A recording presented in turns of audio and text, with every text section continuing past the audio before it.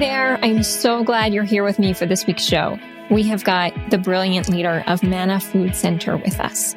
I first met Jackie DeCarlo many years ago, and I have been watching her and learning from her ever since.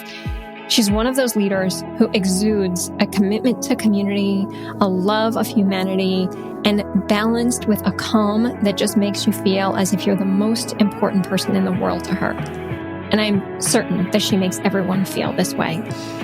In fact, last year when she won Maryland's Most Admired CEO, she said, "All of us are important and all of us are needed."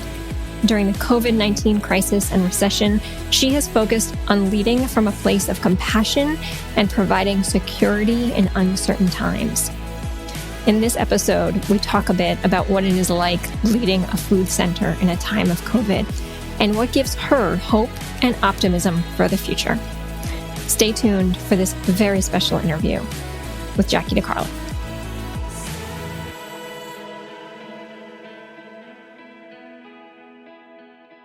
Jackie, as we are starting in on this conversation today, I want to just do a check-in first. We'll do a check-out when we wrap up, but a check-in of where do you find yourself? Give our listeners some context for where you're sitting today. And what is one thing in your view that makes you happy? Well, I'm literally in Silver Spring, Maryland. We are on staggered schedules at Manna Food Center. So this is a day that I'm here at our market and administrative offices. We also have a warehouse in Gaithersburg, Maryland, and I'll be there next week. And you mean view my actual line of sight or my world? Anything in your line of sight or in your world. I'll let you interpret the question how you would like to. All right. Well, I recently was on a 2-week staycation, and I'm still feeling the buoyancy of having finally got into a family history project that I've been meaning to do for a few years and sorted through literally hundreds of photos and then Google mapped where my great-grandparents lived and where my grandmother was baptized in Wilmington, Delaware, home of our future president, or I guess president by now. So, right. Yeah. So I'm just, just like astonished by the connections to food. I have an uncle who's a fruit vendor. I knew about a grandmother who was had her own delicatessen or sandwich shop. So that's what's making me happy, thinking of my ancestors. You know what? That is so fascinating because I wanted to ask you a little bit about your journey and how you got into this work, whether you knew that or not about your ancestors as you're starting to learn it. Tell me a little bit. You have this amazing focus and passion for the work that you do. And I'm curious where that comes from. You know, what's your drive? What brought you into this role that you're in now at Manna Food Center? And what drives you every day as you think about showing up at work, the work that you do? Well, my grandmother was a big influence in my life even before this project. She was the matriarch of our family and just a very generous person where everyone was welcome at her table, literally. So I think I've just kind of been indoctrinated with a spirit of hospitality that she passed on to her kids and my mom and aunts and uncles. But I also came into the nonprofit sphere after a stint as a classroom teacher. I think because I've also, upon reflection, realized that I've seen myself always as a bit of an outsider. So my family moved from South Jersey to Atlanta in the 70s. And so I was suddenly a Yankee with a twang. We were Catholics among a lot of conservative Christians. And, I had a classmate tell me that Catholics were cannibals because of our beliefs around communion. So there was that. And then in a late high school, early college, when I realized that I was gay, I didn't fit in because this was after Stonewall. I'm not that old, but before marriage equality, for instance. So I think that I kind of associate with the underdog or the little guy or the outcast. And I did some of my earliest work. Actually, my first nonprofit job was with the U.S. Committee for Refugees and Immigrants. So very just seeing why people are forced to flee their homes or how brave they are if they come as immigrants. And then, yes, food becomes a central part of all of our life experiences.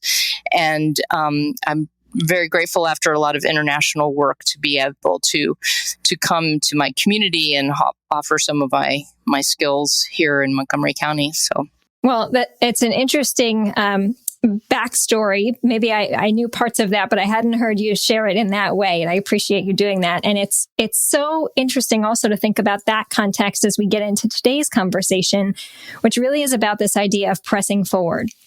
And thinking about the experiences you've had throughout life when you've, been in new experiences and new communities, trying to think about, navigating your way through life, how you do that when you feel like you're up against a big challenge in front of you. And I want to think about this question as it relates to today's environment, right? I can only imagine the obstacles that one would have working in food justice, and more specifically on issues of food insecurity during a global pandemic and disruption. How has this time challenged you, maybe as a leader, but also as a person? Well, as a leader, I really doubled down on situational leadership because I like to think of myself as a collaborative leader. I mentioned being raised Catholic, but I'm a Quaker now, so I come by it honestly, consensus and power with people, not power over. But when it was clear that this was such a dire situation of a public health emergency, my humanitarian command and control mechanisms just kicked in. My spouse is also a public health officer. So I was just in we have got to keep our folks safe. And that means that we can't sit around and deliberate and debate and such. But we can huddle together and share our experiences. And so we every day started to do a huddle, and we were just always very clear on who was responsible for what. And we had a framework that I won't bore you with, but I leaned into the fact that we were safe. And we had something, we're always called essential workers, but we had an essential thing, which is food. And because I've been fortunate to travel in many places where food is very hard to come by or there's civil strife, I knew that food could be and the dignified and orderly offering of food could be a kind of a calming effect where people were panicking. And, a lot of the stories are about hoarding of toilet paper, but that mentality comes in. And so we are very fortunate to have a long track record in the community here, 37 years. And we had a lot of infrastructure, and we had a lot of resources that helped us respond. But it was a shift for me to say, okay, I am actually the boss and I am responsible for people's lives, and I'm responsible for nourishing people. Yeah. And I'm also wondering if you can give a little context, because I know what you were working on before COVID hit. And I can imagine, though, would love for you to maybe paint that picture of how the need has changed, grown, expanded post the start of COVID last March. Montgomery County is wonderful in many different ways because of our diversity of people, because of our commitment to community service, you and your family included. We're diverse. We have an ag reserve. We're kind of urban and suburban and rural all at the same time. But we are also a great example of economic inequality. So we have some extremely wealthy people, and we have some people who are really trying to get by 2 and 3 jobs, or tenuous in the middle class. And so before COVID, we were really focused on identifying those neighborhoods. We had some priority zip codes where there was a limited access to food, either because of income or transportation barriers. And it won't surprise you that those turned out to be the same zip codes where COVID was the highest. And so we already had the infrastructure in place to kind of meet the needs. The needs did soar. We track it at about 40% increase in demand. There was a fluctuation of the number of organizations that could help. So like Capillary Food Bank, which is one of our strong regional partners, they had a lot of their partner agencies drop out because, at least temporarily, because the volunteers were retirees who were at risk. But at the same time, there were some other communities that stepped up and said, well, that we can help, whether they be faith-based or immigrant communities. So there was a lot, it was a very dynamic situation. But it definitely required us leaning on the assets that we had already tried to bring to bear, and that kind of what we call being participant-centered but data-driven. Like, where can we do the most good, not duplicate efforts, but fill in some gaps? And here we are.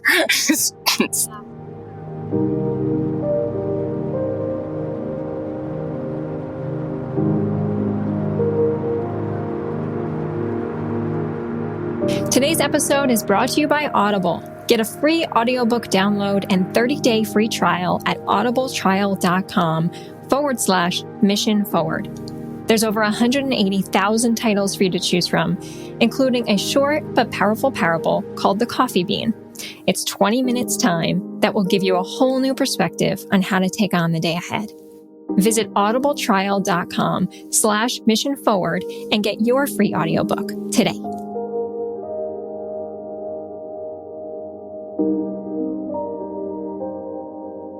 What did you learn, or maybe are still learning, about community and the power of community last year that you are taking with you into this new year? The power of community is something that really inspires me when we talk about pushing forward, is that there were so many people who wanted to help in whatever ways that they could, with all of the different constraints that we all had. And that there were these cottage industries of mutual aid groups or self-help groups, and it was so hyper local.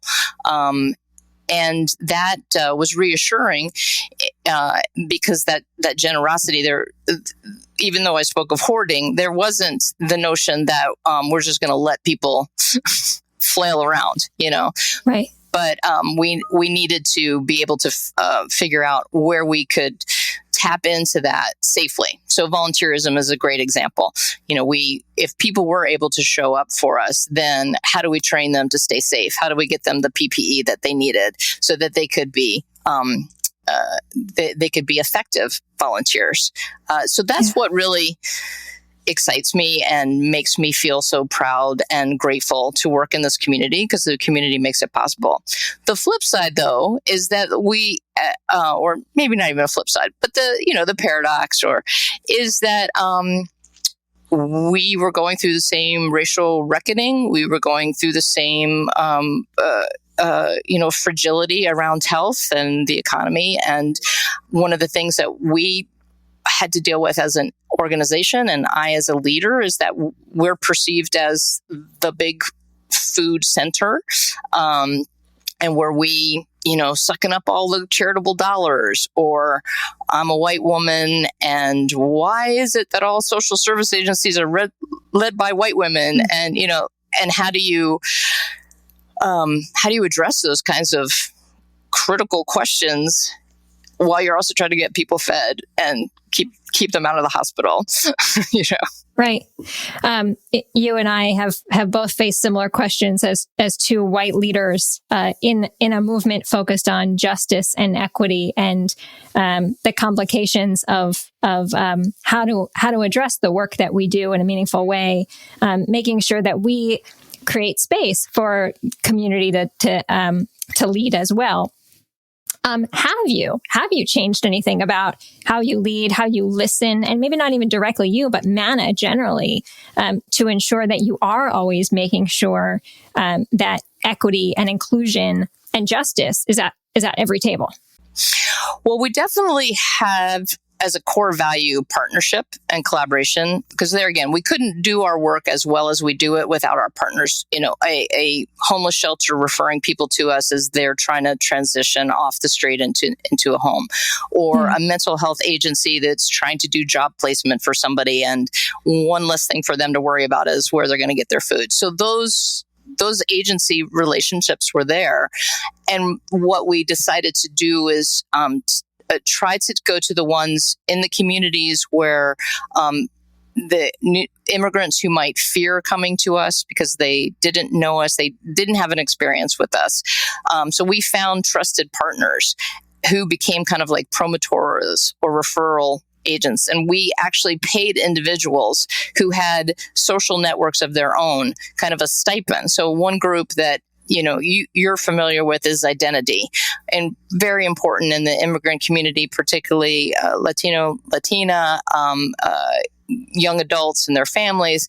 And so we just paid people to go out and say, hey, while they're at the laundromat or while they're at, not at church, but wherever they're at, right. This is where you can get some free food, and they're not going to turn you in. They're not going to use your information. So we let somebody else kind of validate and speak for us.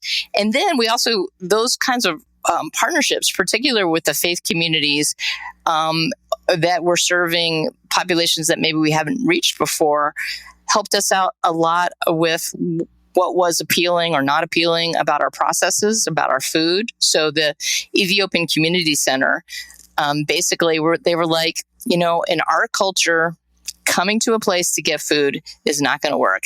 And oh, by the way, you don't even have injera. You don't have the spices we need, So so what we figured out is, again, using the resources that the community gave us, they would have food distribution, had nothing to do with Manna and our usual sites. They would have it at their center.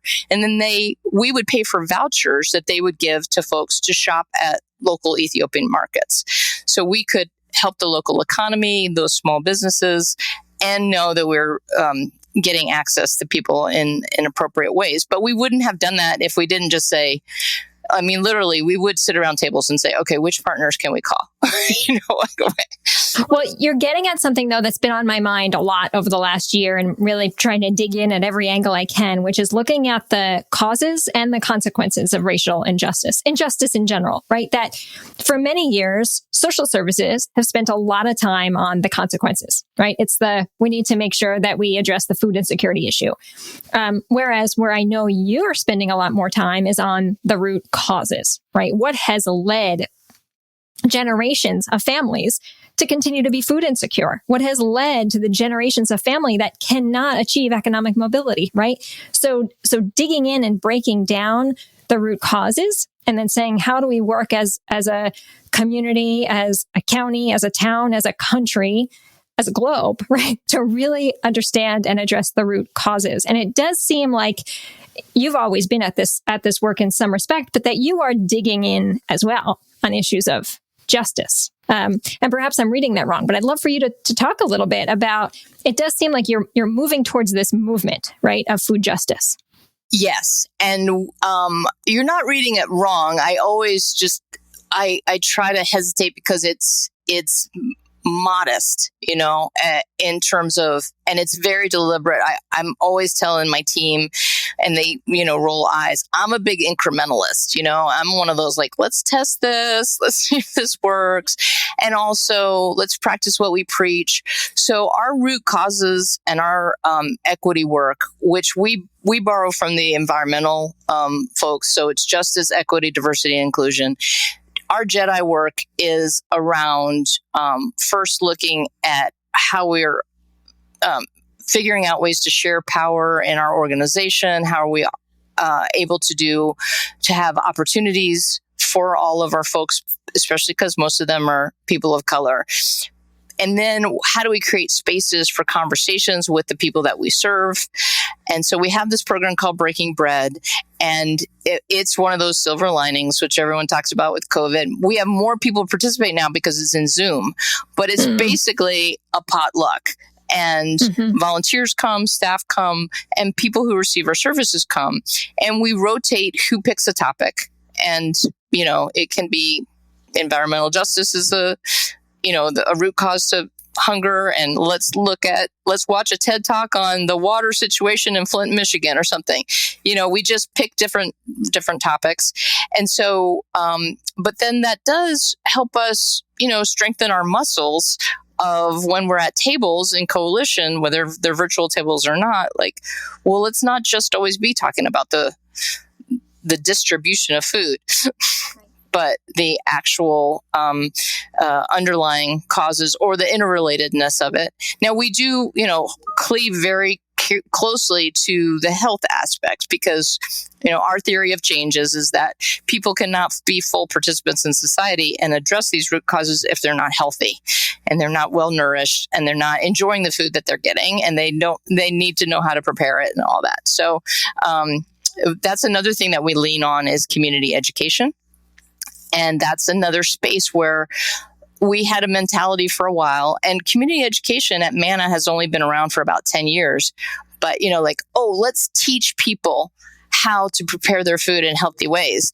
And now, over the past year or so, we've shifted and we, have focus groups with moms who are like, oh, let me tell you what you do with cassava, and it's that sharing and recipes and all that kind of thing. So, but when people talk about Manna Food Center and we served 50,000 people last year, well, we did. Maybe 100 of those went to some of our classes. I'm probably quoting. It's probably more than 100. But yeah, that's why I'm a little sheepish because it's that scale thing, Right. Well, you know what? That's also some important humility, I think, about the organization that, as in any healthy organization, that you're still learning and still growing and, learning from every experience you take on too. You just touched on something that I want to ask a little more about, which is those bright spots. So, as we think about, how we press forward, I've also been asking folks about, what has actually helped you do your job better in a time that has forced us to rethink what work looks like, rethink how we show up in our communities. Is there anything that you're holding on to that you said, this actually, I wouldn't have ever imagined it, but it's actually helping me do my job better into the future that you're bringing forward as a result of this forced innovation, I guess? Well, I'm going to take it in a different way. And the reason I'm able to still be hopeful and optimistic is that through all of the suffering and all of the grief, people are starting to have the veils lifted. A long time ago, another period of time, I wrote a book on fair trade. And one of the topics was fish don't know they're wet. People don't realize that they're traders. They don't realize that they're part of the economy. I think everybody now understands how the economy works a little bit better than they did before, and it's the same thing with democracy, whether it's about getting out the vote or you can have grievances, but they need to be based in fact, and they need to, you don't storm the Capitol. I mean, I'm oversimplifying, but it's disconcerting and it's scary, but now people understand there are supply chains. Right. And there are institutions, and we need to protect them. So that's what gives me I got to be part of this, because I do not want people to go backwards and forget about it and say, oh, that pandemic thing.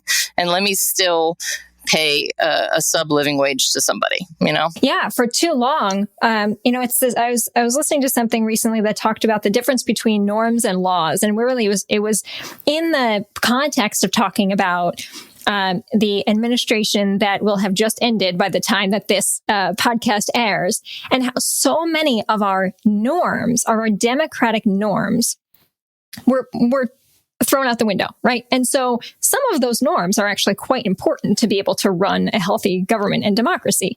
And so thinking about shifts that may happen that shift our norms into laws over time, right? But what I'm hearing from you is also an importance of making sure that there are some norms that are broken, that are truly outright broken because of how the economic society that we're in.